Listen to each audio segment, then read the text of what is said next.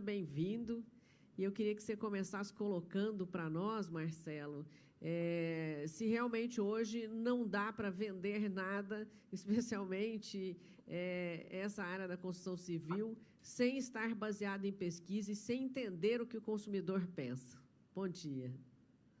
Bom dia, muito obrigado. Queria agradecer a todos pelo convite. É ótimo estar aí com vocês. Hoje eu estou um pouquinho mais longe, eu estou em Goiânia, não estou em Curitiba, mas a tecnologia nos traz essa facilidade aí, como nós ganhamos 10, 12, 15 anos na aceleração dessa facilidade durante o período da pandemia. Então, eu queria agradecer aí a vocês, pelos presidentes, né, Petrelli, pelo Leonardo. O Leonardo é um grande cliente nosso e realmente está sempre muito próximo dos seus clientes, né? Queria agradecer também ao Sandro, né? O Sandro também, a gente tem bastante contato aí, então queria fazer essa formalidade a todos, agradecendo a eles. O que você falou é essencial, né? Nós estamos vivendo uma era, você comentou algo iniciando a conversa que espantosamente, nós, dentro das pesquisas, os 5 itens mais importantes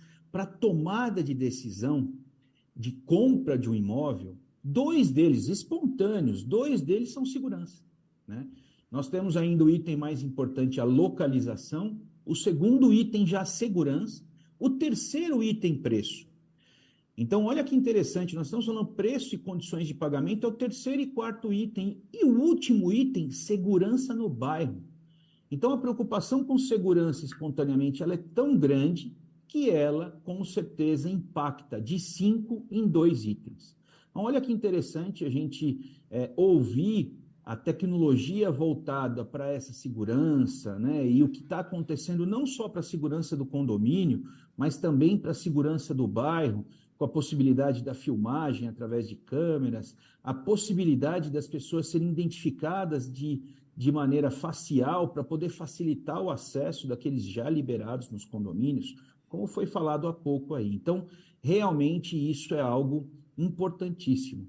E quando nós falamos sobre a pesquisa, sem sombra de dúvida, a pandemia ela acelerou um processo. Hoje, nós conhecemos os empreendimentos, né? Nós conhecemos a nossa casa de maneira muito qualitativa, coisa que não era verdade, né? A gente estava muito mais distante de casa e muito mais próximo do trabalho e, de repente, ficamos em casa, né? E esse ficar em casa nos fez perceber como a casa era, o que eu queria de melhoria, o que eu queria de mais qualidade de vida para mim e para minha família. Então, isso trouxe esse conhecimento, e esse conhecimento trouxe essa busca por esse wellness, né? Por esse momento de viver melhor, né? E agregado a isso, tem tecnologicamente algo muito importante, que foi o 5G, né? O 5G vai trazer, a gente ainda não percebeu isso no país, né?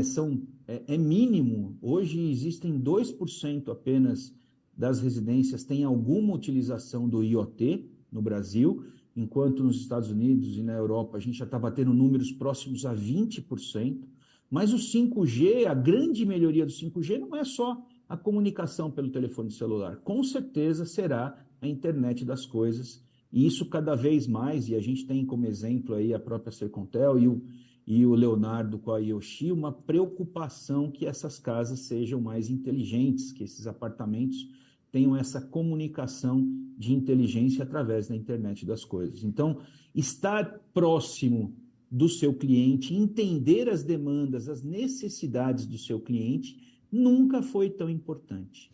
Marcelo, Oi, pois não. sobre essa perspectiva da pesquisa e da sustentabilidade, o que ela tem mostrado, as últimas pesquisas, a gente acompanhou, inclusive, o que o Sinduscom fez aqui para Londrina, né, traçando aí comportamento.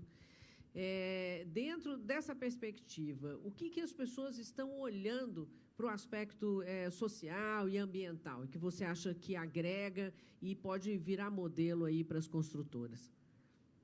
Agrega e muito, né? Sem sombra de dúvida, e a Yoshi é uma referência nisso, né? A gente tem o alto padrão, né, o nível mais alto de renda, muito mais impactado né, porque conhece mais e tem acesso maior a essa sustentabilidade, e essa sustentabilidade, inclusive, mudou um pouco o que é o desejo das pessoas. Então, nós estamos falando em desejo sustentável de verdade, né? E não mais, por exemplo, o metro quadrado pelo metro quadrado.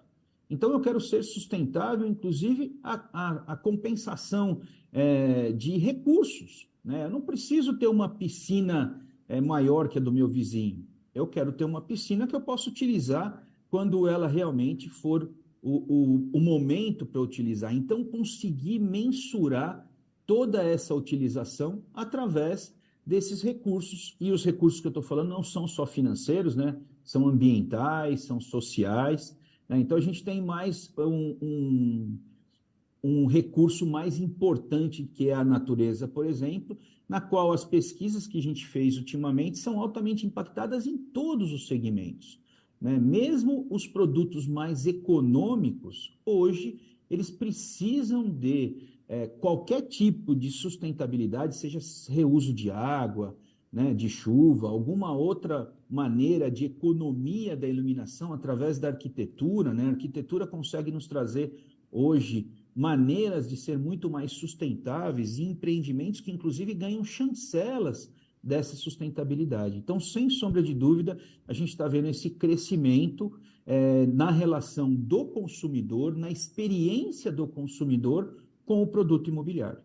Isso não quer dizer exatamente que seja uma preocupação em ter várias certificações. Pelo que você está falando aí, é uma consciência individual. Em que proporção? Porque você começou falando da classe mais alta, né, que adquiriu uma consciência maior, não sei se por questão aí de ter mais acesso a estudo, ter acesso até a todas essas tecnologias. Em que medida isso pode ir também para a classe econômica? Eu creio que isso vai acontecer de maneira mais natural, mas ela tem uma tendência de ampliação do mercado. Quando a gente fala em tecnologia, toda vez que ela é lançada, ela está mais cara. Então, ela é mais difícil de ser absorvida, por exemplo, numa viabilidade de um produto Casa Verde e Amarela, por exemplo. Né? E toda vez que ela vai se barateando, e a gente está vendo isso, por exemplo, nas placas fotovoltaicas para a captação de energia solar, ela foi se barateando e hoje em dia você tem casas, né, de médio padrão que já tem o sistema instalado. Então, você vai barateando a escala dessa tecnologia, ela vai impactando todos os segmentos. Então, sem sombra de dúvida, se começa por um segmento de mais alto padrão, exatamente pelo custo. É difícil caber na viabilidade. E num momento como o nosso, que a gente teve altos aumentos de insumos no mercado, e isso gerou também aumentos de preço no mercado, tem um impacto diferente para poder caber na viabilidade. Então, é isso que é importante, a gente cada vez mais ir testando isso. Mas, com certeza, também os produtos mais econômicos terão o desejo das pessoas de ter essa sustentabilidade agregada. Só que demora um pouco mais para a grande massa ter essa absorção dessa tecnologia de sustentabilidade. A gente consegue traçar um cenário do que as pessoas querem diante das pesquisas que vocês fazem, que as construtoras buscam? Que tipo de experiência é essa? O que as pessoas estão buscando? Eu acho que, acima de tudo, bem-estar, né? Acima de tudo, qualidade de vida.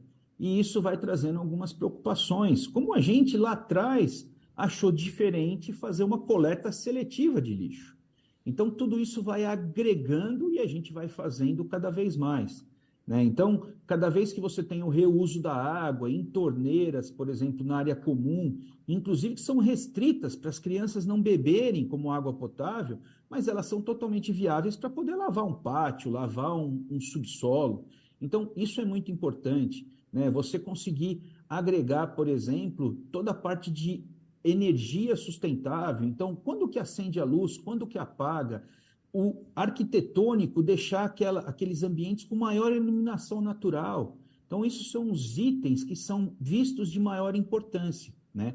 Hoje, basicamente, nós também temos uma tendência, pela evolução do carro elétrico, das pessoas falarem muito sobre a tomada, sobre o sistema de eletrificação para você poder recarregar o seu veículo, né? Já tendo alguns empreendimentos com uma tomada por vaga, para poder fazer o abastecimento desse veículo elétrico, né? Mas tudo isso também vai depender do acesso às pessoas a esse veículo elétrico. O Brasil ainda, o veículo elétrico, né? Não o híbrido, mas o elétrico ainda é muito caro, então ainda tem uma parcela da população, uma grande parcela da população que não tem acesso a esse produto. Então é isso que a gente está vendo acontecer. A gente vê em segmentos de maneiras diferentes, mas com certeza tudo que você consegue agregar para as pessoas, até mesmo nos produtos mais simples e econômicos, as pessoas veem com bons olhos. E aí a proporção,